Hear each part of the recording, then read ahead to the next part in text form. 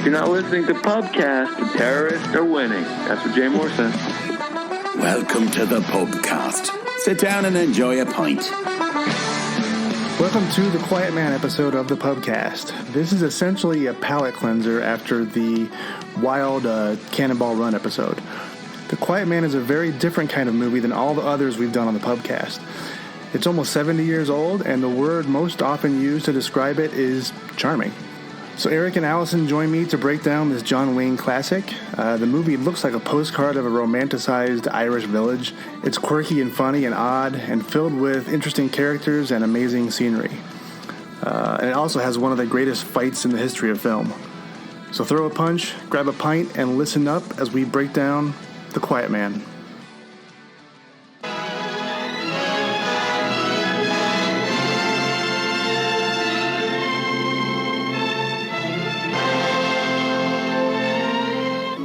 I'd like to tell you about The Quiet Man. He's John Wayne in a picture you'll soon be cheering. It's the story of Sean Thornton, a right-intended man who came from America to forget his past in Innisfree. There he met a fiery red-headed lass, and the village marriage broker went to work. That's a pretty bonnet you have on. Bonnet? Don't you be talking to me about bonnets after leaving mine stuck up there like a... Easy now. Have the good manners not to hit the man until he's your husband and entitled to hit you back. Then her bully of a brother, Red Will Danaher, refused to pay her rightful dowry.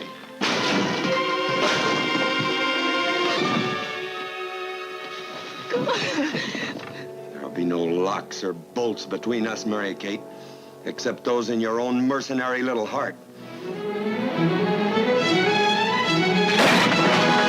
Mary Kate left him to go to Dublin, but he caught her at the station and brought her back with the whole town watching him do it. I'll pay you. Never. Then the fight was on, a fight they're still talking about in Innisfree. It's a wonderful picture, the finest ever brought to the screen by John Ford, and he's won 3 Academy Awards. His direction makes unforgettable the performances of John Wayne, Maureen O'Hara, Barry Fitzgerald, and Victor McLaglen. All right, The Quiet Man, 1952. This is our oldest movie by far, which is interesting because there's a plethora of trivia and like production notes and information behind the scenes that a lot of the more recent movies don't have, which is interesting. But all right, the no-nonsense plot. A retired American boxer returns to the village of his birth in Ireland, where he falls for a spirited redhead whose brother is contemptuous of their union. Great, no nonsense. That actually is not as bad as the other ones. No. I mean, the plot of this movie is extraordinarily simple, right. So it's good that it's, fine. My normal first question is, where were you when you saw it? When did you see it? Whatever. I don't know that we have, we all saw it on TV or VHS or something. So I don't know about that. I think I saw it for the first time with you guys. Yeah. I knew of it. It didn't it wasn't like a highly regarded movie in my house that we knew about, but I knew of it just by sort of osmosis. It was kind of around. Yeah. But I had never watched it. I'd seen a scene here or there, maybe the E.T. scene, whatever. Right. We can talk about later. But I didn't really know much about it until you guys, however long. I think I made you watch it, and at first you were a bit hesitant. I'm like, just watch it. Well, it's a 1950s John Wayne movie. I'm like, I know. Okay. Yeah. John Wayne when he's not being a cowboy. Well, what? Yeah. But it's great. Yeah, I think we watched it. Our parents had it on television, like it was playing on like one of the 5 channels that we could get. Yeah. And maybe there had to be like a aerial adjustment in order to get the correct channel. Oh, I was wondering, would it have been VHS? Yeah, that was the. No, it was on legend. Television first, and we had like this dial thing that turned the TV antenna yeah. to be able to get different channels that were further away. Yeah. And I think that's what we had to do to get this. Yeah. Well, the legend that is, as I remember it, it was on UHF channel 18 in Milwaukee. This was right after Mom and Dad bought their first VCR. I think I was 7 when we got that first VCR, and they were in an attempt, like Allison said, we had the dial in our living room that was essentially hooked up to a motor that would turn the aerial so you wouldn't have to manually do it. Wow. But in an attempt to get the best picture possible when they were recording this on TV, I believe the story goes, Dad actually did get up on the roof and was yelling down to Mom, Dad turning the antenna, how's this? Yelling down to my mom to get the best picture possible, recording this movie off of a UHF broadcast. Yeah. Can you see it now? How about now? What about this? Yeah. Oh my God. So, all right, let's just go into box office performance. We can expand off of that if we need to. Yep. So, this movie, now, I have $1952 and I have adjusted for modern day. It's not, okay. What I found, it's not exactly 2020, but it's close enough. Yeah. We can ballpark it. So I'm going to give you the top 10 of 1952 actual and adjusted. Okay. If you want both those numbers, but I'll go actual, then we can add adjusted. Okay. Okay. Number 1, greatest show on Earth. Okay. 32.9 million. Okay. This is Cinerama, 28 million. Okay. The Snows of Kilimanjaro, 18 million. Ivanhoe, 17.4 million. Hans Christian Andersen, 16.7 million. Singing in the Rain, 12.4 million. That's it? Wow. So 1, 2, 3, 4, 6th for Singing in the Rain. Sailor Beware, I don't know what Sailor Beware is, 11.9. The original Moulin Rouge, 11.8 for 8th place. Jumping Jacks, 11.1 for 9th. And The Quiet Man hits number 10 at 10.6 million. It was made for a budget of 1.75 million. Yeah. So it was 5 times the budget, right? Yeah. So 10 million back then is adjusted for approximately 175 million now. Wow. Yeah. Solid. And those other movies are ginormous. So it's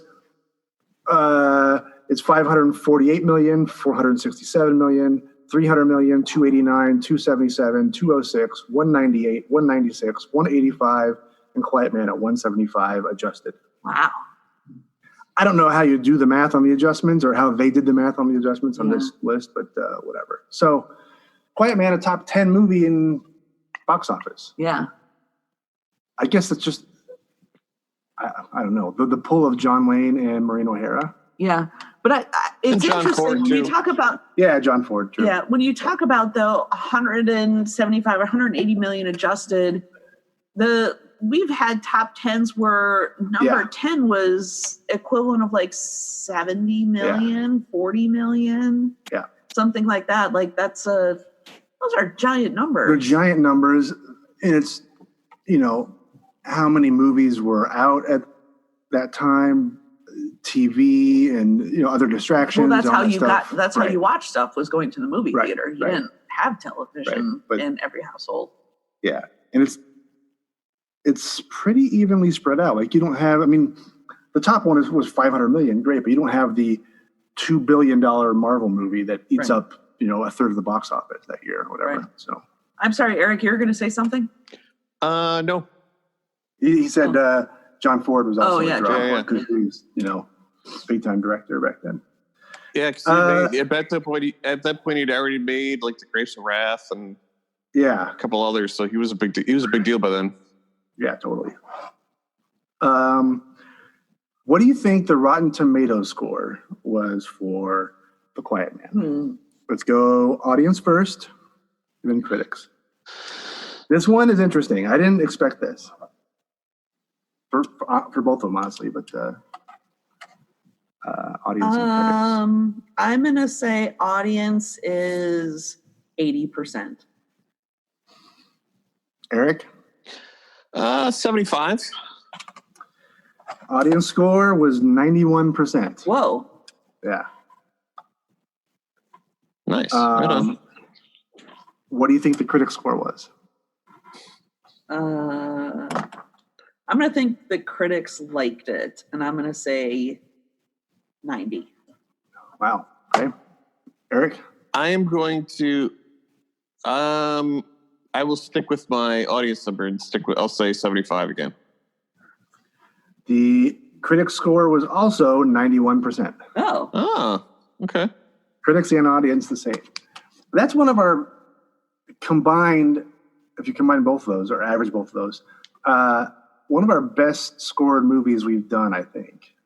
It's up there. Up there. Yeah. Just, is it surprising? I mean, I know this is a well-liked film, but it's a different kind of movie. It's not the John Wayne shoot 'em up, Yeah. But I think the Maureen, they were in what, 4 movies together or 5 movies together? 5, I think. Yeah. And then Barry Fitzgerald was in a lot of movies too. So was what's his face? Danaher. Oh yeah. Can't think of it. Victor McLaughlin. McLaughlin. Yep. They're all big. It's Father Lonergan was also he was in a bunch. They're all well-known guys. Yeah. Ward Bond was another one of those John Ford regulars, and he was in It's Wonderful Life. It's not quite Ocean's 11 with Clooney and his crew, but it feels like that. It's a lot of actors that have their own careers outside of this movie, and they're coming together for an Avengers Assemble type of deal. Maybe not exactly that, but it's like an all-star cast, right? Yeah. So this movie, in the 1953 Academy Awards, was nominated for 7 awards, and it won 2. It won. John Ford won for Best Director, The Quiet Man, beating Joseph Mankiewicz for Five Fingers, Cecil B. DeMille for The Greatest Show on Earth, and Fred Zinnemann for High Noon. I am not. And John Huston for Moulin Rouge. So I don't know enough about these movies to even comment on that. If you listen to that, they're all in top 10 grossing movies, which is not what happens anymore. Not anymore. They also won for Best Cinematography, but it was interesting to me. This is a specific category, not just Best Cinematography, Best Cinematography Color. Oh. This movie was in color as opposed to black and white. So there was a black and white category as well. Oh, interesting. That doesn't happen anymore. Yeah. So they won for that. They did not win for Best Picture. They did not win for Best Supporting Actor or Adapted Screenplay, Production Design, or Sound Mixing. They were nominated. Best Supporting Actor was Victor McLaughlin, Will Danaher. Yeah. So he was the nomination for that. And Best Picture, The Quiet Man was nominated with High Noon, Ivanhoe, Moulin Rouge, and The Greatest Show on Earth, which that won. Got it. So, fucking big time movie. Yeah. I mean, that's all you can say is it's top 10 grossing that year and had 7 nominations and 2 winners. Yep. I mean, and we were at a party with a bunch of people with Irish last names, and half of them hadn't seen it or even heard about it, really. So, yeah, there's a lot. Yeah, it's a movie that either if people have seen it, they've seen it 2,000 times. If they've not seen it, then it's they've never even heard of it. Yeah. I've never gotten around to it. It's never that. Oh, and for those listening who may not know, this movie is held in high regard by Irish people, basically. Oh, yeah. So it's sort of a postcard to Ireland. It's very, cinematographic, picturesque. Yeah. Wow. When we visited Ireland, we went to the town where this was shot. We saw the old cottage and the old, the tavern that was, or the Kong. Yeah. Yeah, the bar, the pub that wasn't really a pub. Here we pronounce it Cohan. All that stuff. Yeah. Yep. So, it's a tourist attraction, and they still talk about John Wayne and Maureen O'Hara, and they have essentially monuments to them in this picture. And apparently, the town calls the tourists that come there quiet man crazies.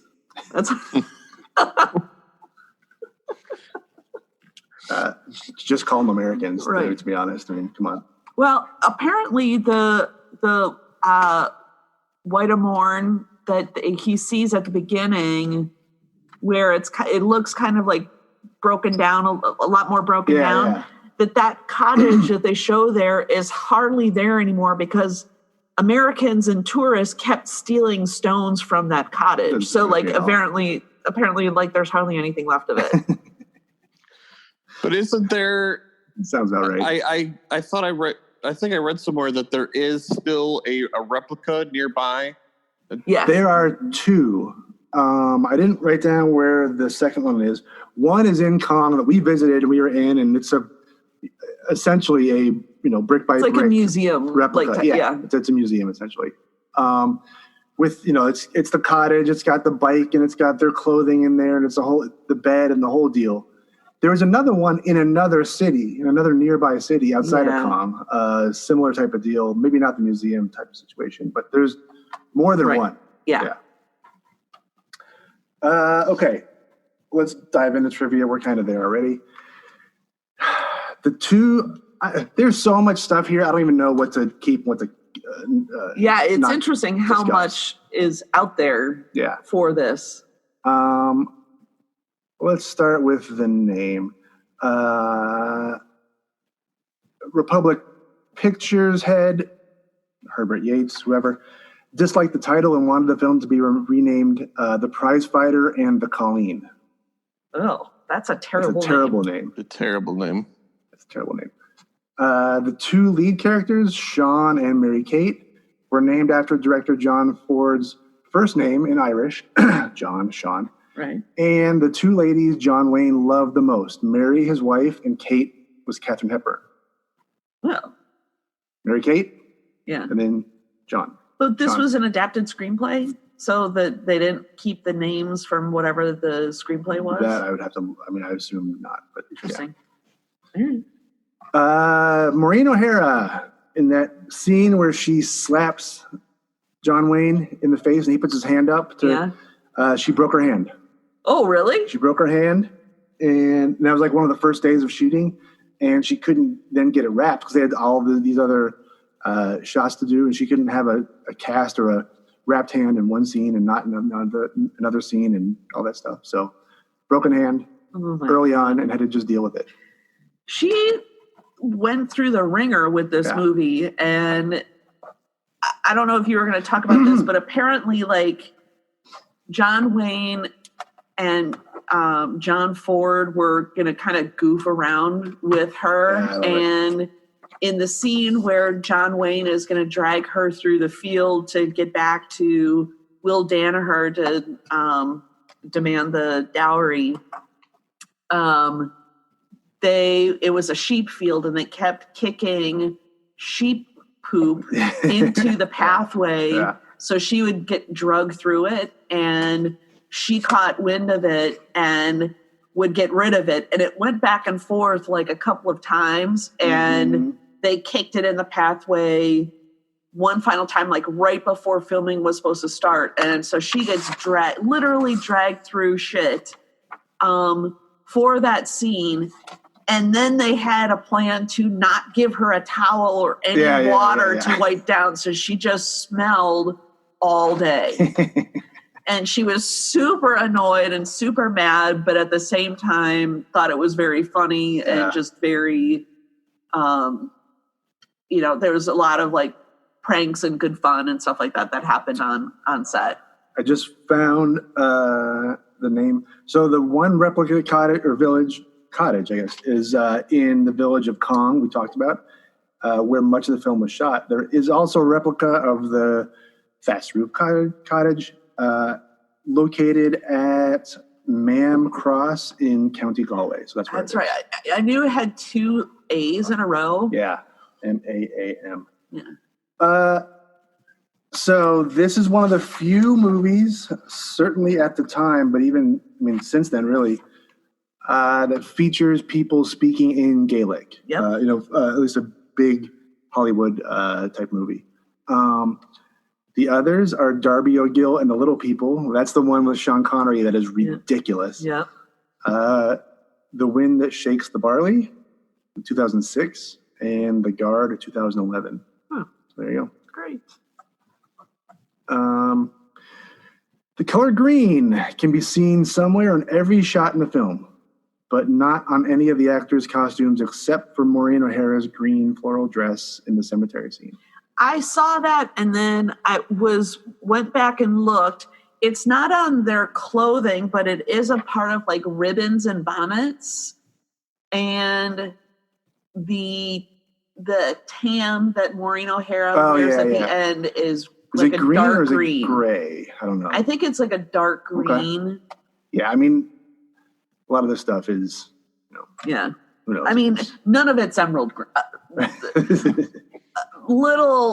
I think the only emerald green were a couple of ribbons at the horse race on the bonnets. The Widow Talan and Mary Kate both had kind of greenish ribbons in their bonnets. Yep.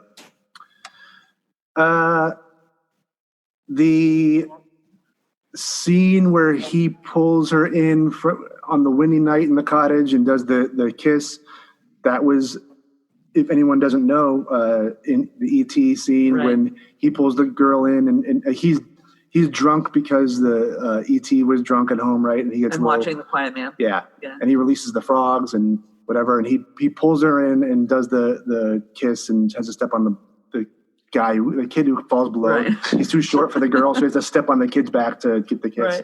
Right. That's an exact or nearly exact, shot for shot remake of the Quiet Man scene. Yeah. I on a side note, I remember when E.T. was first released on home video. Yeah. Very early 90s, maybe. It was long after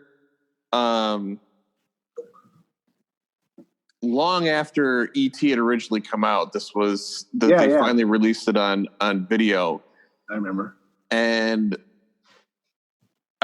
Dad had bought that E.T. for us, and so we were all sitting down to watch E.T. for the first time since we had seen it in the theater, and that scene came on from The Quiet Man. And at this point, even though this was like the early 90s, I was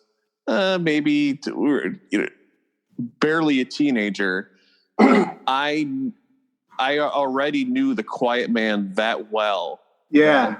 We all of us jumped up out of our seats.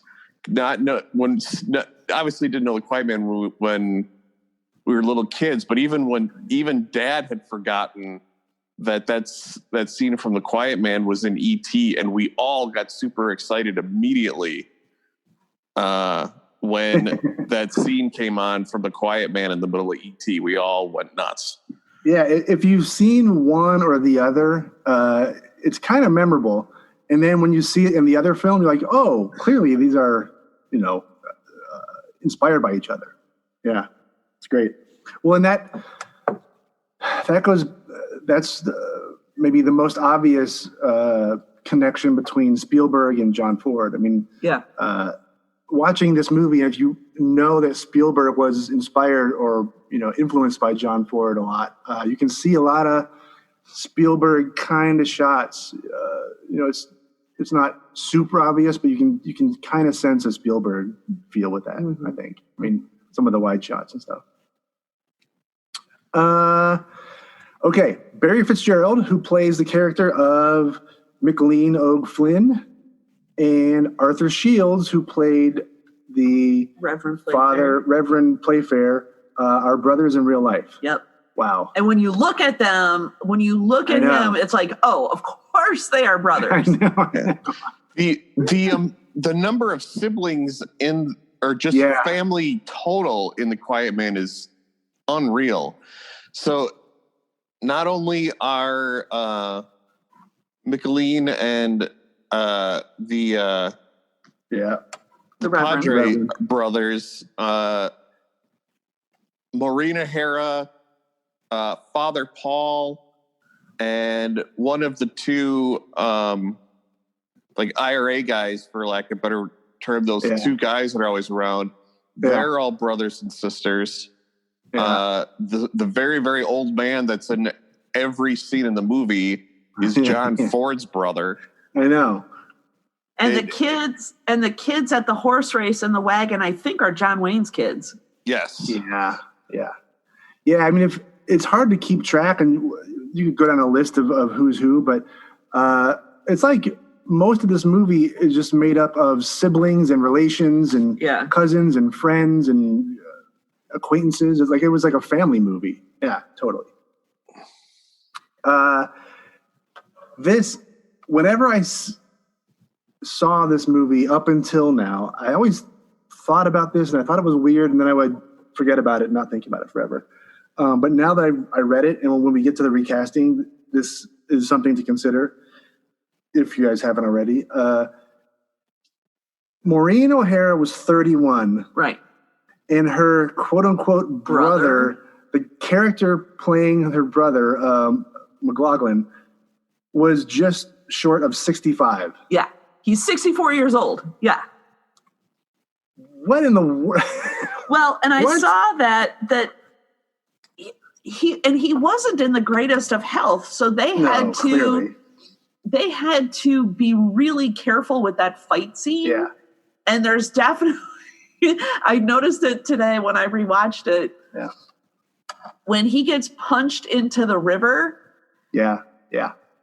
There is not even a close resemblance to the stuntman that's in the water and Will Danaher. No, like that guy's got a full head of black hair and like he's much more slight. Like it's not even close. I want to say that was, I think it's John Ford's son.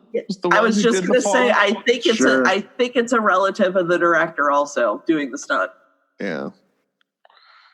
And clearly it wasn't him doing the that Rocket kick to the face. No.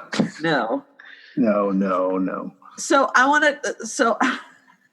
to jump in for a moment because it's so there's a couple of things. So one, if you were going to get into this, I apologize, but you commented on this the other night when we were watching it, and that was, why is it that some of the sets are so like blatantly like either like a soundstage type thing or just not great backgrounds, and then the rest is like this beautiful on-site. Well, let me set the scene for that. So Eric, we were watching it, and they're going over. It's early on. They're going over the stone bridge on John Wayne's trip from the train station, and they're clearly in the place. Like that's John Wayne, and the actors are on the little horse carriage, and they're going over this stone bridge, and they do like a closer inset, and they're on this paper mache bridge or whatever it's made out of, and it's clearly in a set. I mean, they're in some soundstage somewhere, probably shot months later in the U.S. or who knows when. They were there. They could have just shot that while they were there and had it look like it actually belonged to that scene, and I don't know why they didn't. I mean, maybe it was some sort of a pickup, or the needs changed, or the script changed in some way, or whatever. Fine, but it seemed like it was a throwaway scene almost. It wasn't a big deal. I don't know why they didn't shoot that there. And there's a lot of those where they use a set when it appears they could have used the location where they shot almost all the movie. I think in most cases, it was when they are in motion and trying to capture dialogue. Yeah. With the exception of that scene with him on the bridge, but for the most part, that's what it was. And John Wayne loved this movie. It's like his top 3 of all his favorite movies. But he commented, it was a relatively big budget for this movie, doing so much on site and on location and everything. And he had expressed a lot of disappointment in how he hated it all came the out. sets. How it came out, because it was just such a stark difference to what everything else in the film was of being on location and all of that. It just wasn't as authentic. I mean, it's not uncommon for that to happen in that period, of course, in the 50s. Right. You see that a lot, but it just seemed strange. Like, they were definitely there. They could have just shot that right there. Why not just do it then? And to not be able to replicate that whatsoever in the studio is weird. Yeah. So I've got 2 more little things. Yeah. So one is the chapel, the church where John Wayne plays Patty Fingers in the Holy Water. Yeah. That chapel is a Protestant chapel. It is not a Catholic church. And there was a big to-do about them wanting to use that church with something that is so clearly Catholic, with having a holy water font like that they were upset that it was even outside. Like, it was supposed to be a scene inside, and they absolutely refused to bring a Catholic symbol into their church. And so they were able to kind of agree to do it outside, but that's not normally where it would be. But in order to be able to use the church that they wanted, they had to agree to doing this. Yeah. So I thought that was interesting. That sounds perfect. And then the last thing, which Brendan saw me checking out something at this afternoon. So after they throw the money into the burning engine thing and they walk away, first, I want to credit whatever sound man came up with the sound effect of Will Danaher getting punched in the stomach. Is so great. Ooh, like, it is such a good sound. It's like a thud and like a ooh. It's so good. Right. But the first punch that Danaher throws at John Wayne, either his toupee got knocked off. I read that. Or he didn't have his toupee on under his cap. Yeah. Because he's clearly got a cap on. Yeah. But when he's on the ground, he clearly is missing a lot of hair. And I didn't ever really realize that about John Wayne. But it's not just he's got a receding hairline. He's like bald, like kind of in the back also. So then, like, watching that movie, a couple of other scenes earlier, I'm like, oh, that's clearly a toupee. Like, I never really paid much attention to it, but when I then looked at that scene, and it's there for like a second and a half, like, you got to be looking for it to notice it. I read that, but I didn't look for it. But I read it, and I did look for it, and I started laughing when I saw it. Yeah, I read it, and I did not look for it. But I can't believe I was the one doing the research, Eric. Going back to the source. I know. I thought this was interesting that in this Irish film, the Mr. America, John Wayne, during all the scenes with the horses, everybody else has English saddles. Oh yeah. He had an American saddle. Yeah. He had a U.S. Army issued cavalry saddle. Of course, John Wayne. Come on. And then one more thing I had was, adjusting for inflation, Mary-Kate Danaher's dowry of £350 in 1925, which I guess is where the movie was set, would be approximately $23,000 or $25,000 US dollars. The one other thing that I did not quite pick up So it's Micheline Og Flynn, O-G-E. So the E-E-N at the end of a name means little. Yeah.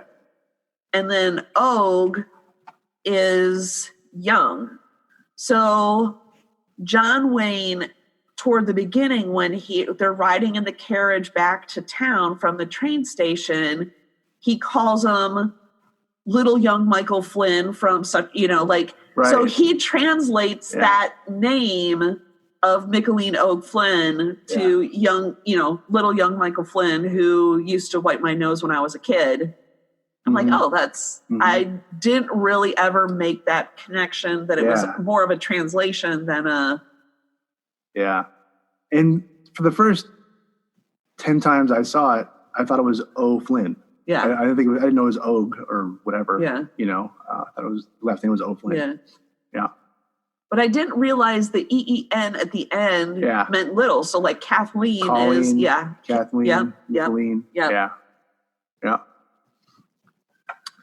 I did not, for this movie, didn't find anything on quick look, and I wasn't going to put any effort into it because of the John Ford, John Wayne, Maureen O'Hara connections. But there's I didn't find any casting issues, any how people are cast, who almost got the roles or whatever. I'm sure all of this was pretty much, once John Ford was on board, he was getting these people to do this movie. I can't imagine there was, so-and-so was up for the role but didn't get it, or whatever other actor might have been considered, but scheduling conflicts. I didn't see any of that stuff. Yeah. I would definitely say that there's nothing like that. John Ford had his stock of actors, and you just tell this person to be there at this time. I had read I read a book several years ago that was about the making of The Searchers. And that's very much how John Ford worked. He was very, very particular. Even the way he would shoot movies, he would shoot as little as possible to get so there could only be one version of a movie, so that nobody could change it on him behind his back. Right. So he knew exactly what he wanted from the very beginning. So, and he would, if I remember right, he was trying to get this movie made for 10 years, if not more. Yeah. So he knew exactly who he wanted to be in this movie. And I think it was always going to be John Wayne and Maureen O'Hara. But I think that's why they're all older than they were supposed to be. Oh, sure. He just got his people. Right? Yeah. I don't care how old you are. If you fit, we're going to make you fit into this role. It's fine. So speaking of John Ford being real particular about his movie, how his movie is made and such, that when he finished the film, it was 2 hours and 9 minutes long, and I can't remember the production company, but they basically said, we are not releasing a movie that is longer than 120 minutes. Go back and re-edit it. He's like, there is nothing else to cut here. I can't do it. And they're like, you're going to have to figure it out. We are not releasing a movie that is longer than 120 minutes. Tell me. So they show it at a screening, and it starts playing. And at 120 minutes, the screen goes black, lights go up, and it was in the middle of the fight. He didn't edit anything. He ended the movie with, the last 9 minutes, which is the big fight scene and all of that stuff. And the audience is like, what the hell? And he's like, see, I told you they'd want to watch the last 9 minutes of the film. And so he got his 2 hours and 9 minutes. Perfect. I love when directors pull that shit. Yeah. I thought you were going to say that they purposefully overcranked, or I think that's the term, overcranked, sped up some of the footage to get under that thing. And there are a few points in the movie where it's definitely, people are moving too fast, and it's over, it's sped up a little bit. The fight scene where they're in the hay? Yes. The pile of hay? Right. Yeah. Right. That part should take 30 seconds, and it takes 12 seconds. It's like Keystone Cops. Whoa. Like everybody's flipping around and stuff is in the air. Yeah. Well, then let's dive into Recasturbate. Ooh. All right. Better close the door. It's time to recastrate. All right. This is another one that is top heavy as hell, which is good. And we're going to focus on the core four, which is Sean Thornton, Mary-Kate Danaher, Will Danaher, and Micheline Flynn. And then after that, a bunch of wild cards. I put some names to Father Lonergan, and I put the widow Sarah Talon. But you may have randoms that you want to throw in. Great, we'll do that too. It's fine. Should we start with Sean? Sure. John Wayne. All right. I have 4, and I have 2 extras. Whoa. But I'm going to save those. I don't want to take everyone's names. So Okay. I have 2 that I didn't pick for a specific reason. Sean Thornton. Big guy, former boxer. It's John Wayne, American. Doesn't have to be all those things, but that's kind of who you're shooting for. Yep. So in 4th, well, these are all in 2nd place tied, and then I have a number 1. Okay. So I've got John Krasinski. I thought could do it. I thought about him, yeah. He was a last-minute addition. Hugh Jackman, I thought could do it. I like that he's Australian. Though? Australian. Okay. Chris Hemsworth. Okay. I wasn't sure about that one, but he fits the bill. The one I'm going for is playing against type in every possible way. Idris Elba. What? Idris Elba is my Sean Thornton. Get out of here! And we're gonna call him Black Irish. Yeah. And then he's way too old. Well, Sean Thornton, John Wayne was 45. Right. So Idris is like 50, 52. That's I know, but they have Will Danaher is 65 in this movie. I know, but dude. So I'm going with Idris Elba, and I'm making this a different movie. Wow. So there. All right. Eric. All right. Being poised. I came up with a couple. I don't know. I got 3 names here. I don't really have a favorite among the 3. But I have sort of on the same lines as Brendan. Two of my 3 are American, but still sort of the big boxer type guy, I guess. I guess one of them is even, has played a boxer in the past, but I have Henry Cavill. Yeah, that's a good one. Ryan Gosling and Jake Gyllenhaal. Oh. Jake Gyllenhaal. Gosling, I think, is a little slight, but that's all right. We can make these work. Gyllenhaal, I didn't even think of Gyllenhaal. That could work. Yeah, I am shocked that none of mine were picked.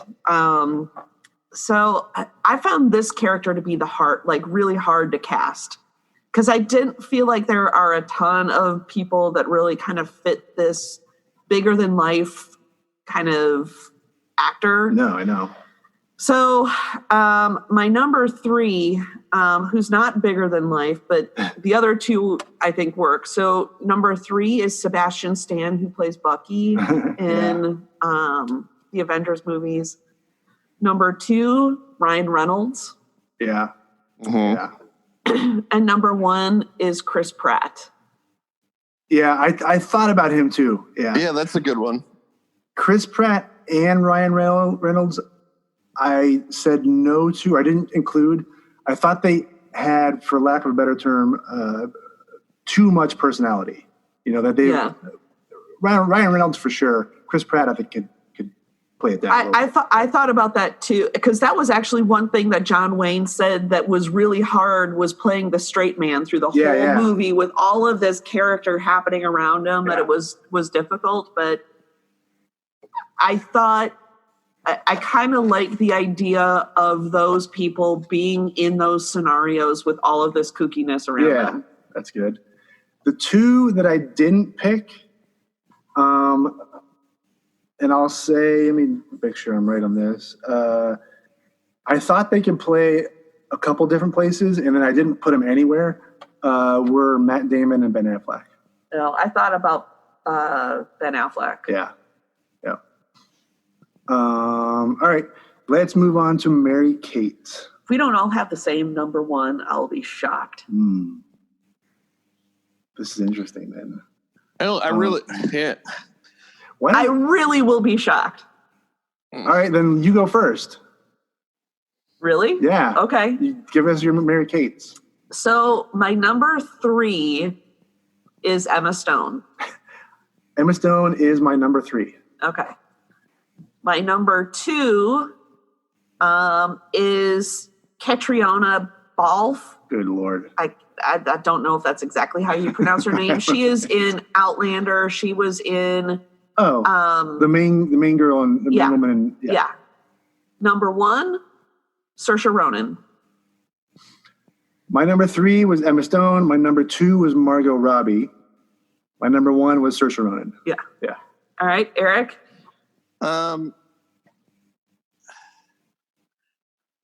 Yeah, my number 1 is Saoirse Ronan. Damn it. So that's one thing. When I started getting into a lot of these, I mean, besides the John Wayne character, the thing you have to think of is, can they pull off theoretically an Irish accent? Even though most of the people in this movie have English accents or are attempting an Irish accent, you want to have them be able to do it and pull it off. Right.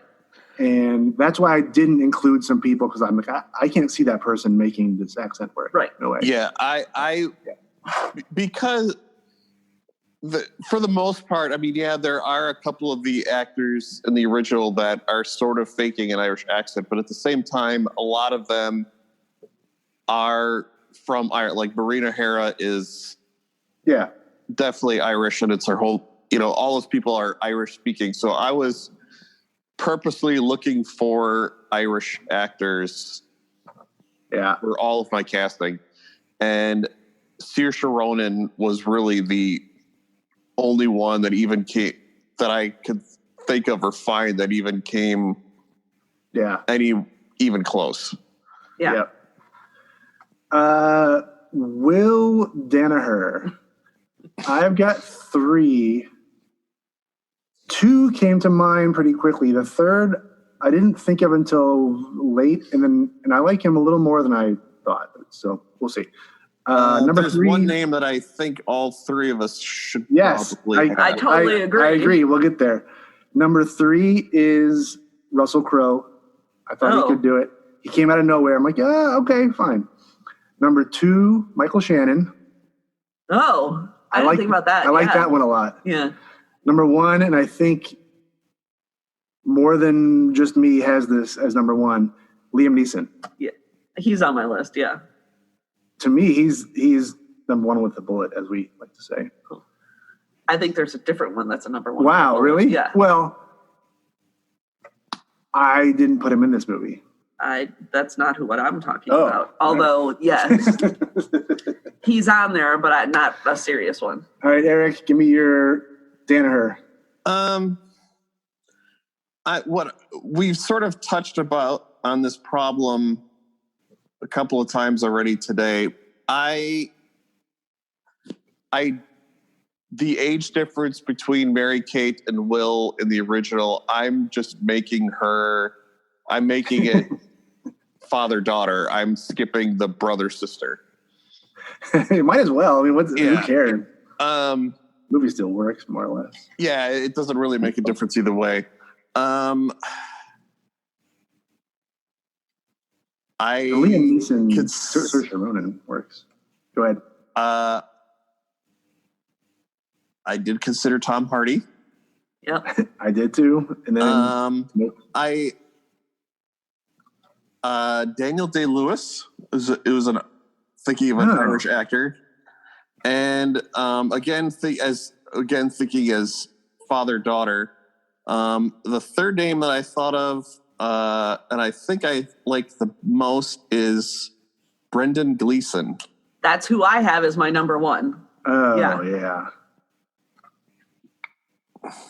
He's like the same age as well, so is effectively Liam Neeson. Right. I thought about that.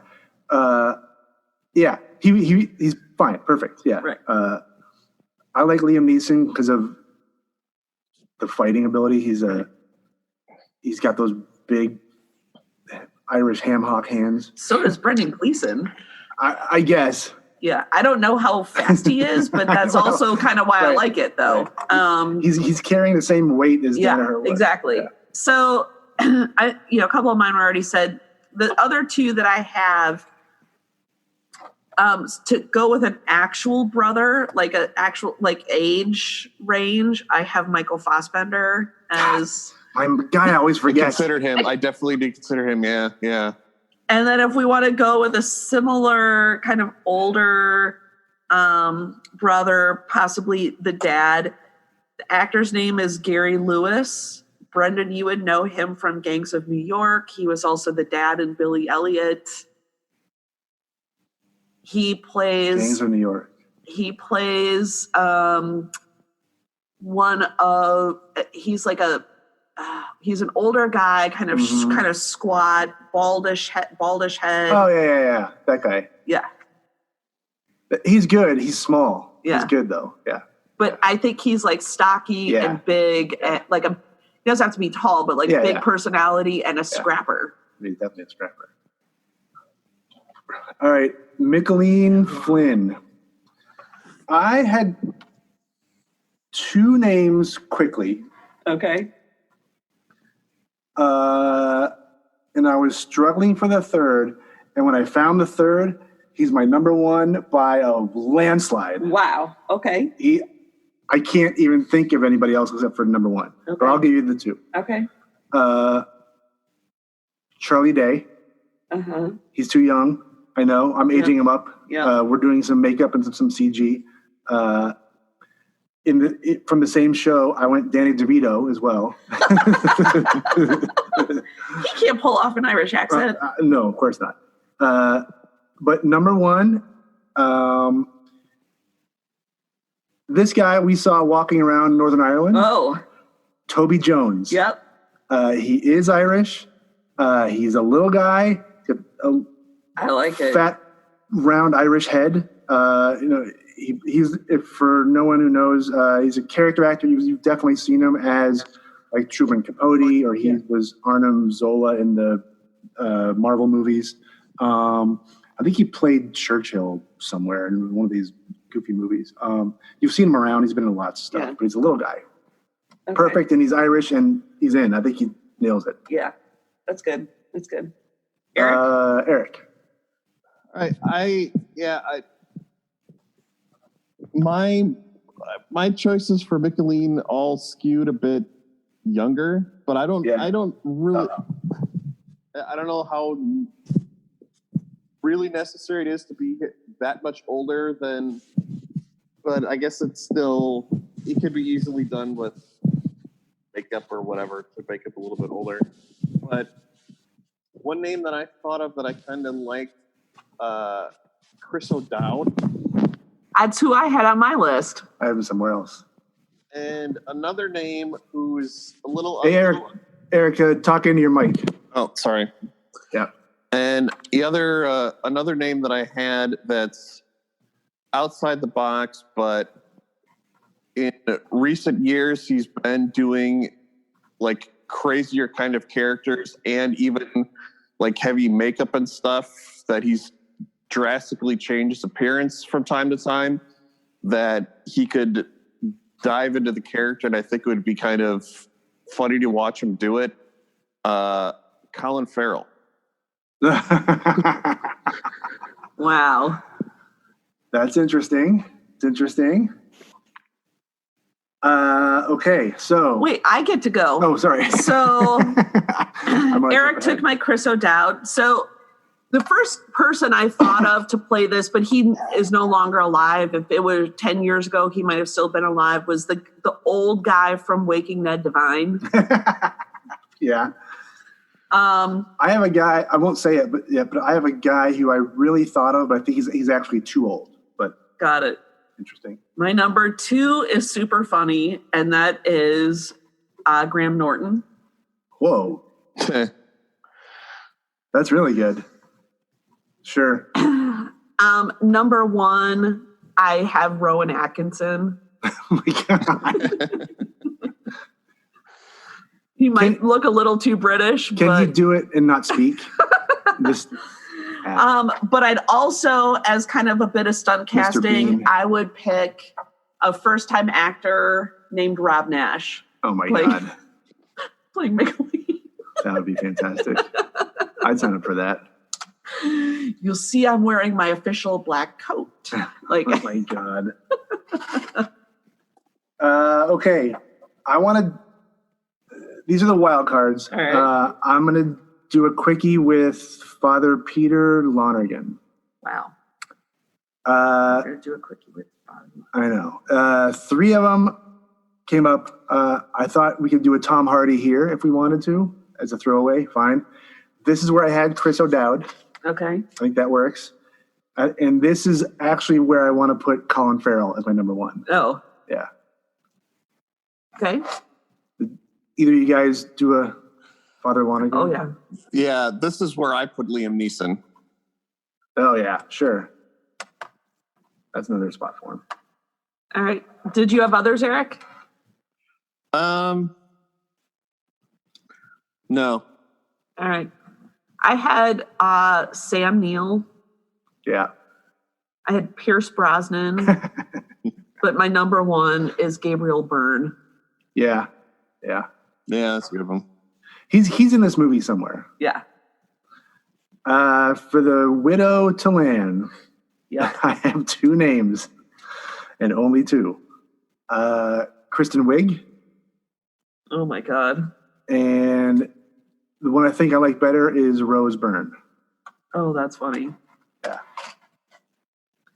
So I've got. It depends on like who's playing Will Danaher. So like I've got like a couple of different ages. I got Fiona Shaw, who plays Aunt Petunia in the Harry Potter movies. Yeah. Okay. So she's would be like the Brendan Gleeson pairing. Yeah. Then I've got Brana Gallagher, who was in The Commitments. She was in Pulp Fiction. Yeah. Oh my God. Yeah. You know who I'm talking about? I know. Is the big eyes. Yeah. Yeah. And number 1, she's not been in a ton of things, but she's an Irish actress. And when you look at her now, I think she could work. Alison Doody, who played, she was the main female actress in Indiana Jones and the Last Crusade. She plays with the blonde hair. Oh. The German? Yeah. Oh, really? Yeah. Oh my God. Has anyone seen her? Frau Schneider, Dr. Schneider, we've or seen whatever. her in 30 years. No, I mean, she's been in a lot of like smaller stuff, but okay. All right. But she's still working, and she's like 50 something right now. Really? So like it's like a perfect age to be a widow. Yeah. I have one name, and I sort of cast it, assuming Brendan Gleeson is my Will Danaher. She might be too British, but I think she's definitely a good enough actress that she can definitely make it work. But I like Emma Thompson as my Widow to Land. Oh, yeah. Oh, sure. That's a good one. I didn't cast anybody else, so do you have any wild cards? Yeah, I've got a couple. So I did the Reverend Playfair. And this is, I have him being a younger actor. This was the other place I had Chris O'Dowd, but I also have, and I like it because it's a family relation, Domhnall Gleeson. All right. And then my stunt casting of Finney is Charlie Day. Finney, yeah. Finney, get your book out. Yeah. Yeah. He's definitely Finney. The IRA guys, like, that's where I've got like Colin Firth and Cillian Murphy. They can be anybody, yeah. They've got to be in there somewhere. Dudes. Yeah. But I like them being the IRA guys. Yeah. Eric, did you have any others? I did not do any other casting. Yeah. I mean, I did have also the old lady who gives the stick. It was all only because she would be in this movie somewhere. Fanula Flanagan. She was in. You just want to say her name. Yeah. She was in Waking Ned Divine. She was in The Others. If you saw her, you would recognize her face, but she's an older Irish actress, and she could play that part. I think anybody can play that part. She specifically. All right. Memorable scenes and quotable lines. You guys can rattle them off. The only one I wrote down was bar towel. Oh. Bar towel. That's not the one I would have thought you would have said. Which one? When I drink whiskey, I drink whiskey. Right. And when I drink water, I drink water. Yeah. I love that one. Could you use a little water in your whiskey? When I drink whiskey, I drink whiskey. And when I drink water, I drink water. Eric, I've got a whole bunch that I could rattle off, but Eric, what do you got? The Marquess of Queensberry rules should be enforced at all times. Yep. Yeah. And who taught you to be playing Patty Fingers in the holy water? You love that one. I do love that one. What good muddy boots? Yeah. Little old maid. That little lady. Yep, I got that one. Woman of the house. Yep. And look at you now. Yeah.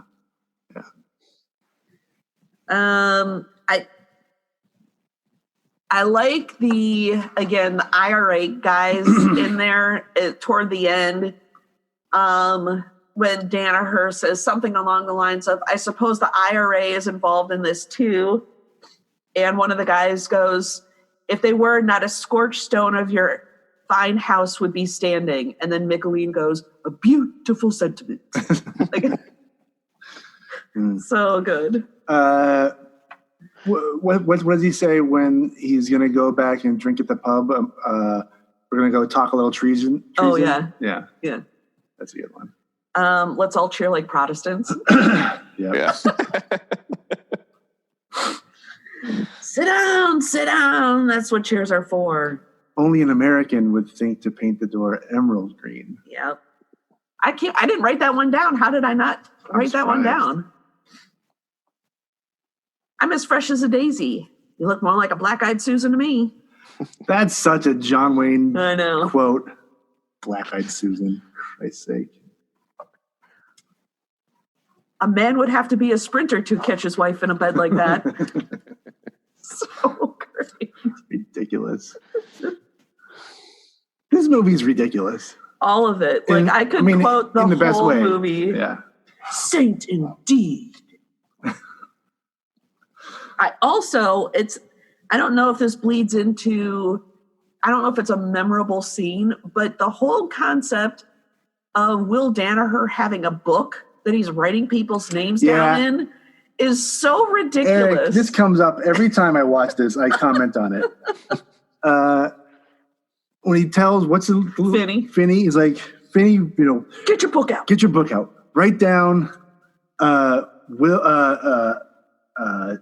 Dermot Sean Fahey. Thornton. Yeah. Or Fahy. Now cross it out. And he crosses it out. And then Danaher sits there like he accomplished something. I Like, know. that shows him. Yep. I really stuck it to him. Like, what? Writing his name and drawing a line through it? That was a big fucking thing. It's so good. You had your chance and you flubbed it. Oh. I definitely say that. Flubbed it. Yeah, I have general, kind of a couple of observations. Yeah. From this. So if we're talking memorable scenes or kind of just. I want, because this might encapsulate some of the things you might say. We got to talk about John Wayne. In this movie, okay. He is a character of himself in this movie. Everyone who has seen The Birdcage. It's so, exactly. You see what's his face doing the John Wayne walk. And then you're like, okay, that's a hilarious exaggeration of some dopey guy from the 50s or whatever. Then you see this movie, that's how John Wayne fucking walks. It is. But I love his response was what, no good? And Robin Williams is like, I don't know. And he's like, no, it's perfect. I just never realized John Wayne walked like that. No human being walks the way John Wayne walks in this movie. He leads with his shoulders. He walks sideways like a crab. It's like he has two hips made out of pudding. Like he's all over the place. It's so insane. And the biggest one, well, that's a lie. Also a quote. But he, at the train station, when he first is getting to Castletown, he leads with his shoulder, like he's like bent 90 degrees almost, leading with his shoulder to take the next step. He walks like he's trying to walk through a plate glass window. Like he's sort of barreling through just the air. I don't know what. I was distracted by that through most of the movie watching it this time. I'm like, he's like a cyborg. I don't know what he's doing over there, but it's ridiculous. I also saw something. I notice it every time I watch it. The number of cigarettes that he lights, and at most he takes like 2 drags from it and then throws it away. But that's but he's that way through most of his movies, lighting up and then like flicking them out. But it's a lot. It's a lot. It's a lot. And he's always striking the match on the most random places, like the bottom of his shoe, or that's the part I like. The ceiling beams, the shoe. One time, just his thumb, he does it. I'm like, what kind of matches are those? What kind of fingernails does he got to do that? It's fucking John Wayne. He's just grizzled and sandpapery, and he can just scratch it. Yeah, he doesn't use a fingernail. It's the meat of his finger, his thumb. So that was my main observation: is John Wayne is inhuman in this movie. I don't know what he's doing. So thanks. Oh, and those are so horribly dubbed. He says thanks in that fight, I don't know, 4 times or 5 times. 3 of them, he doesn't even move his mouth. Like, what? And all 3 times, it's like the same. It's the same thanks. Yeah. But I do like that this movie captures everyone's interest in a big fight. Yeah. People fight all the time, and there's a crowd. But if you saw the 2 people that you want to see fight, and they were about to get into a fight, this is how it would play out. Yeah, I love... People would run to go see this. Yeah, I love everything about the whole crowd and the town getting together. Yeah. I do like Finney's comment when they're all coming up through the field to the house, and he goes, looks like the in-laws are coming to visit you, Squire of Ireland. Mm-hmm. And like it's this big mob of people walking through the field. And one of the things my observations, the train conductor somehow ends up with a glass of beer that he's holding at the field. So that's like that's a 5-mile walk. Somewhere along the way, he picked up a beer, and he's like he's a part of the circle around those 2 guys for the fight to start. But he's holding a beer. I'm like, when did he pick that up? And it's got to be the flattest beer on earth now. Well, I don't think carbonation was a big issue back then. Yes, but it's really crazy. Yeah. Speaking of the beer, that's something I want to point out too. Is those those taps that they had in Cohan's bar were something else. Yeah. Super fast. They're awesome. Yeah. Super fast and no head on it or anything. It was just an instant pint. I believe those were a real thing. I think some of the old bars, the old pubs still have those. I forget what they're called. There's like a name for them. And I love that John Wayne asks for one of them black beers, and I think He calls it a porter. right then and throughout the movie they refer to it as a porter as opposed to something else. Yeah. I do. One of the few kind of over-the-top sound effects that are used in the film, and I crack up or at least smile every time I hear it, is the cork being pulled from the whiskey bottle in the parlor. Yeah. And it happens twice. So the first time she pops it, and then she plugs it back into the bottle, puts it next to Michelin, and then he pulls it out, and the same level of pop happens again when he tosses the cork over his It sounds shoulder. like the cork pop we had at the beginning of the old Boardwalk Empire. Yeah, pretty much, yeah. Also, the banshee scream that John Wayne gives when he throws the rock through his own window to scare out Mary Kate. Yeah. That is the craziest sound I've ever... It doesn't fit in this movie anywhere. I'm like, there's no way John Wayne made that sound. It's like the sound of ultimate suffering. Eric, please guess the reference. Sucka. Princess Bride. Oh, right. Oh, yeah. I was going to say it almost sounds like one of the sand people. They're screaming. Or when Obi-Wan Ben Kenobi scares him away. That's what I mean. Yep. There you go. Oh, yeah. I did at first I didn't catch this, and I had written it down the other day when I was first watching the movie. I'm like, Michelin is packing heat in this, like, that he was able to fire off a gun a couple times during the fight.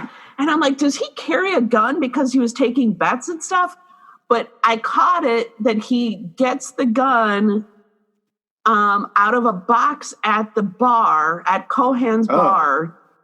That I thought he had it on his little stagecoach thing or whatever. No, yeah, he got it out of a box that when the call came into the bar saying that they're 5 minutes away for the fight, he runs to he asks the bartender for it, runs to the box, grabs it, and he says, one if by land, two if by sea, because there were two different ways that they could be coming from. So he was going to use the gun to signal.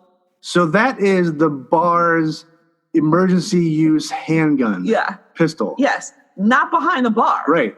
Which is not behind the bar. It's like in a corner where the payphone would be. Right. It's like next to where, what do they call him, the general or something like that? Yeah. That guy that's just sitting there. Yeah. The guy who would be played by Guy Ritchie in my movie. Yeah, we should have recast John Ford and it would be a Guy Ritchie movie. Yeah. Also, and I notice this every single time, when he shoots the gun, why does he shoot it into someone's door or in their window? Why not right up in the air? He's clearly trying to kill someone. Yep. So I did notice, I've noticed this before, and I guess it was more of a thing back then, but she's got a pitcher of beer in their house, like at the end. Yeah. I guess that was a thing that you would go to the bar and you would buy like a pitcher or a pail of whatever, and you would have it then to serve in your home. I have a vague recollection of that from like The Usual Suspects or something like that.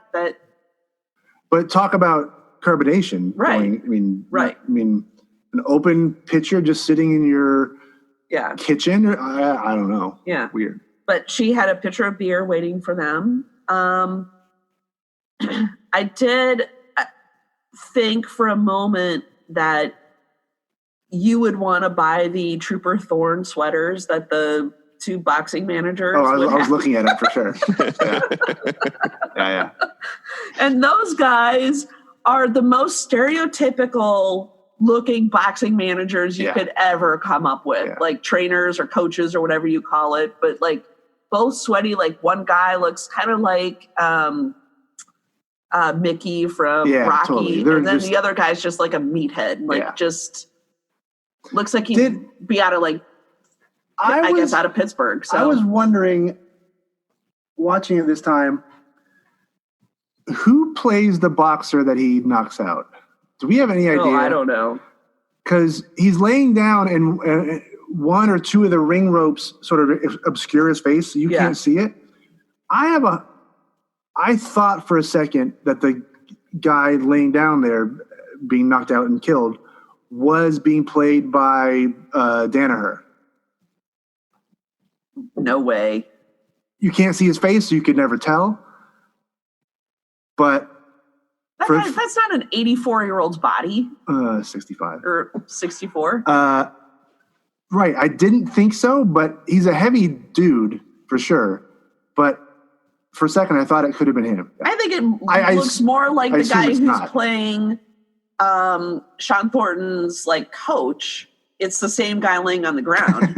It looks more like that guy than anyway. It does. I thought if we look at it again, it's. Yeah. I was trying to figure out who it was, or if there was an actor, but I don't know. So, all right, let's get to the How Much Are They Worth game. And now, let's play the How Much Are They Worth game. This one is interesting because we have to go off the reservation, so to speak, and we can't use our celebrity net worth website for all of them. We've got 3 of them. I could only find John Wayne, Maureen O'Hara, and Ward Bond on that site. I found the other 2, Barry Fitzgerald and Victor McLaughlin, on this other site called idlenetworth.com. So we're trying to guess what their approximation is as well. So who the hell knows? Any idea like what time, like what? No. I didn't want to go too far into that site in case it showed me their net worth. Like, does it show today's dollars or I don't know. 1960s dollars? Who the hell knows? All right. So, yeah, that's a tricky thing with this. Is it their net worth at time of death? Is it their like estate as of now? Or I don't know what is it as of 1982. Like I don't know what we're talking about. So this is the crapshoot version of this game. All right. So let's start with Barry Fitzgerald, Micheline Og Flynn. Let me write it in here. Fitzgerald. Oscar winner. Yeah. Long career. Oh, that didn't work. Let's do this. Barry. See, this is getting more difficult. 5'3". Yeah, Rob Master play him. Mm-hmm. Close enough. Okay. Born in 1888. Okay, Barry Fitzgerald. Oh my God. How do I even begin this? He's worth. He died in 61. Did a bunch of movies, blah blah blah. I'm gonna just say aloud. I'm gonna use today's dollars of what an estate I think we have today. to, right? So this movie made $10 million. Adjusted, that was $175 million. So if Barry was worth, do the math. That's what I'm saying. I don't know how this is gonna shake out. This will be kind of our trial run to see how we might have to adjust, because it'll be your first look at. I wrote down. This is the guess of all guesses. Okay, Eric, do you have a number? Of sorts, I guess. I'll say 2 million. I have no idea. See, get ready to laugh or okay. make I fun. put 15 million. See, I don't know if it's, I don't know how to do this. I put 100,000 in. All right. I don't know how to do this. Died in 61. So, okay, see, they're definitely today's dollars. Okay. What was your number, Al? 15? And Eric said 2. Barry Fitzgerald has a net worth of $20 million. Wow. Sweetness. Yeah, I knew I wasn't getting that, but it's all right. That was a dry run. Ward Bond plays Father Lonigan. He's been in a ton of movies. Yeah. And TV too, I think, right? Yeah. Was he in The Searchers with John Wayne also? He was in The Searchers, yes. He was in The Grapes of Wrath. He was in It's Wonderful Life. He's in pretty much every John Ford movie. Yeah. Even more so than John Wayne. Yeah. You have a number, Al? Yeah. Okay. I said 25 million. I wrote 30. 25 was my number 2. Okay. Dang. Ward Bond. Ooh. American actor who had a net worth of $5 million at the time of his death. So this is a different site than the previous one. So got it. We're all over the place. Yeah. Okay. Who knows? 5 million. No. This game is not so effective for a 70-year-old movie. Right. 5 million. So Eric and I tie for that. Yep. Only off by 20 million. Yeah, a 70-year-old movie, and every actor has been dead for 40. Yeah. With the exception of Rita O'Hara, she died 6 years ago? Yeah, 2015. Yeah. Okay, Victor McLaughlin. This is back on the other website. He plays Denver. Keeping you up? I know. You're right there. Sorry. Okay, so another one in a bunch of movies. Let's see. If Barry Fitzgerald was 20 million, this guy have to be around there, right? Barry Fitzgerald was 20? Yeah. I'm going to do that.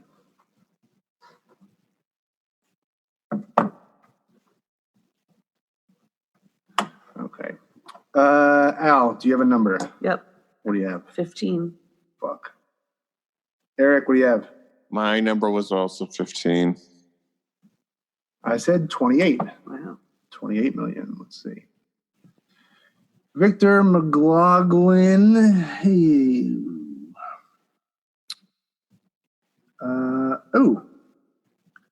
We are off. He died in 1959, age 72. Had a net worth of $950,000. Eric and I got that by default, but Right. This is the worst game ever. yeah, it's not very good. I told you we should have just done 3. Ward Bond, O'Hara, and John Wayne. Okay, the final 2, the big 2, Maureen O'Hara. This is back on our trusty site. Well, she very popular actress. She unfortunately was probably paid a woman's wages during this time. Yeah. But she lived all the way till 2015, so this number should be pretty reliable. Yeah. But she probably wasn't really working for a while, though, right? Yeah. But,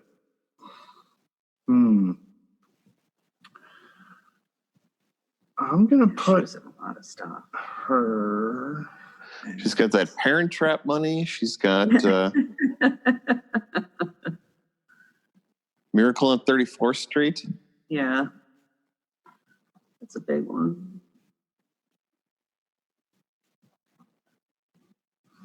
McClintock. I like the movie McClintock because it has an exclamation point at the I end. know.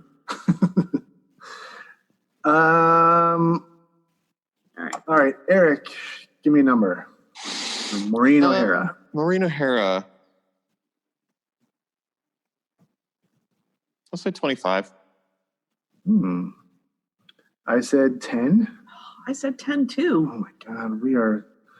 Why is there always a tie? We're all tying. Cheers. Oh, Maureen O'Hara was an Irish actress and singer who had a net worth of $10 million. Oh. So we get a double whammy. So going into the final that's John Wayne. Al has 4, Eric has 2, and I have 2. No, I have 3 because of that double. Wow. So right now, 3, 4, 2. Eric can tie if he nails it. All right, Jonathan Wayne, Batman's father. No. All right, Maureen, 10. Barry Fitzgerald, 20. I still don't believe that number. Ward Bond, 5. I got a number. Oh my God. I have a number.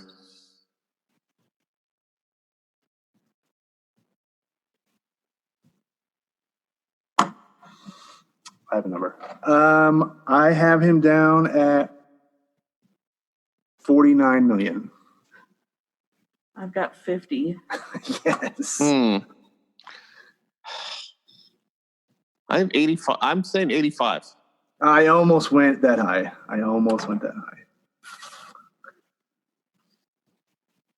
Oh.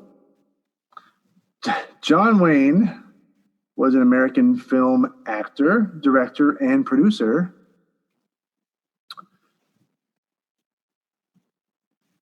Oh, see, this is who had a net worth at the time of his death of $7 million. Whoa. That's our number. I think. That's the same as around $25 million after adjusting for inflation, it says. Okay. So you get it because you are 49, I was 50? Yeah, I mean, 7 or 25 doesn't matter, so I get it. But that means we tie. You and me? Yeah. We do a John Ford. John Ford. Director, Johnny Ford. He's not on here. Let me go to the other one. John Ford, net worth. Oh. Idle net worth. Okay. John Ford.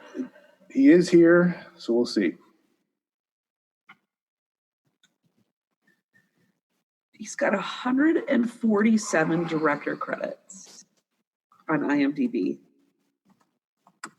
And this, back in the 50s, 40s, 30s, were directors paid more than the stars? Yeah. And that's not the case these days, but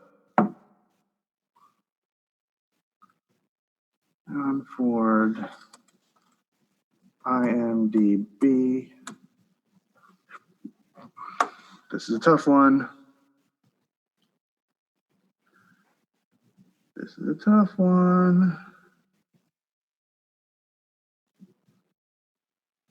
Oh my God. When did he? 76, 66. He died in 73. It's Director. The Quiet Man, Rio Grande. Ford Apache, The Fugitive. There's so many. So many. Okay.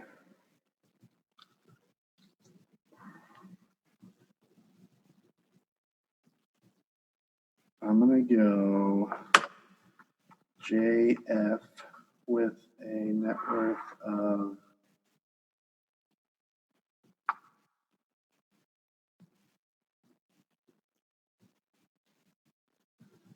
okay. I've got a number. I have one. 21. I have 10. I think yours is going to be right. John Ford. Where is he? Idle net worth. Oh, John Ford has a net worth of 1.6 million. Whoa. So you take it. Wow. Son of a.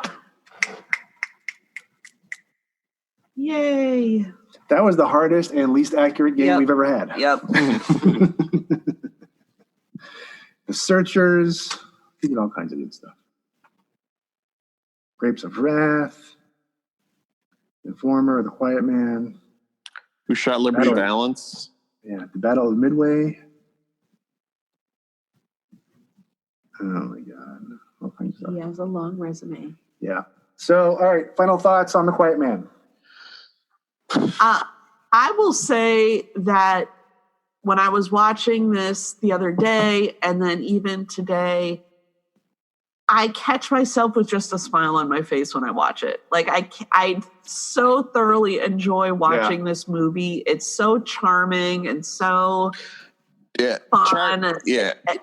And it's also very nostalgic for our family. Like I hear our mom like giggling at certain parts, or she would quote this movie a lot too, but it is just charming and lovely and funny, and I love it. The more I watch it, the more I love it. Yeah. Good. Yeah, charming would be the perfect word to describe it. Yeah. I find myself, like Allison, loving it more and more, but as funny as it is throughout the part of the movie that I like the most, and it's not even really like a particular joke or anything. I love the end of the movie when the Reverend Playfair is driving his bishop through town, and the whole point of it is that his congregation is super small, so he's going to get transferred out, and all the Catholics in town line up on the street and cheer for him so that it looks like he's to show how much he's loved there, to try and get him to stay so that he can stay because they all like him so much. Yeah. Like that's just such a... You're like a Protestant? Yeah. Right. Yeah. And even the Catholic priests are covering up their collars and cheering for him to make it a big a showing for him as they possibly can, because they love him so much and they want him to stay. Yeah. It's good because it's a callback to the, that mention of his, he may have to leave because his congregation is 2 or 3 people. But it's a scene they didn't have to put in there. Like if you didn't reference that and pay that off, it wouldn't have mattered. If it was a little throwaway line, it doesn't even matter that much. But the fact that he did that, it shows you the thought that was put into this movie, even though it has its issues, but it is charming, and it is it's very 50s or even 40s, to be honest. It's very old, traditional, old school, but it's surprisingly funny. Yeah. Yeah. It's good. So you've definitely done this before. Toward the end, when John Wayne and Will Danaher show up at the house, and John Wayne takes his hat off and he chucks it into that room, and the angle in which it like curves into that bedroom is banana slice. It's right there. amazing. And John Wayne's face when he turns around is so gleeful. He is so proud of that throw. Like he just enjoyed what just happened. And I'm right there with him. Like I thought it was so great. It's a well acted movie too. Yeah. I mean, obviously with the best actor stuff or whatever. Settle his horse. Everyone is giving the right kind of performance for this movie. That performance may not work somewhere else, but for this movie, with the sets and with the John Fordiness of it, and the fight and the goofy Michelin stuff, and everything seems to work. It's good. The bar scenes are great. Yeah. Like it's just like you want to live there. Yeah. Because it would be like everybody's in everybody's business, to your point about, this is the fight that everybody's waiting for, and the whole town gets together for it, and it's just it's so great. And to point that out, at the beginning, as soon as John Wayne gets off the train, there's 6 people in his pocket, like wondering what the hell's going on with this guy. Like, whoa. Those people, and you're right, they are like inside his personal space. There is not 6 inches between. Who are you? What are you doing? How can I help you? Where are you going? Where you're staying? Why don't you have a fishing rod? What's going on with you? Everybody's got different ways of getting to where he's trying to go, and it's good. It's an idealized version of small town Ireland, but it's not that far off. I don't think it's that far off. All right. I don't know that they could make it can they remake this movie exactly like this? If they did it as almost like a period piece, I think they could do it more. Well, it would be a different storyline if it were like remade. I think it could be done again. I think this movie could be done again. Very relatively close to what it was before. If you look at Waking the Divine, if you look at The Matchmaker with Janine Garofalo, that sort of small town Irish fishing town type of thing, there's elements there in modern movies that you could make work, I think. Yeah, I mean, if you were going to make it as a modern movie, there are elements of it that would need to change, obviously, but I think it works well. You could also do it as a period piece, like a true remake of it as well, of course, but it's just delightful. Yep.